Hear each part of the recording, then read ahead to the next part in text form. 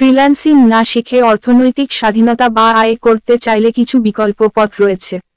নিচে কিছু উপায় উল্লেখ করা হলো। পেশাগত কাজ। আপনি যদি কোনো বিশেষ বিষয়ে দক্ষ হন, তাহলে নিয়মিত চাকরি করতে পারেন।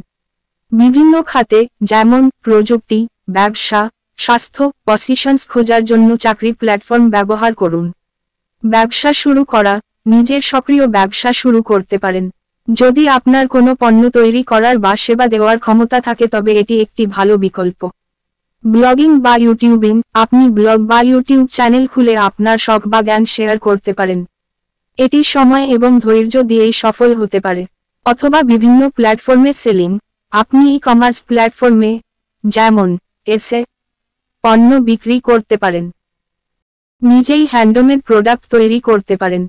নিবন্ধন কার্যক্রম। বিভিন্ন সংস্থা বা প্রতিষ্ঠান যেমন ফটোগ্রাফি, লেখালেখি বা ডিজাইনিংয়ে অনলাইন অ্যাসাইনমেন্ট করতে পারলে দ্রুত আয় করতে পারবেন। নিশ্চিত শেয়ার করা পদক্ষেপগুলি। আপনি এমন কিছু শেয়ার করতে পারেন যা কিনা ট্রেন্ডের ওপর ভিত্তি করে।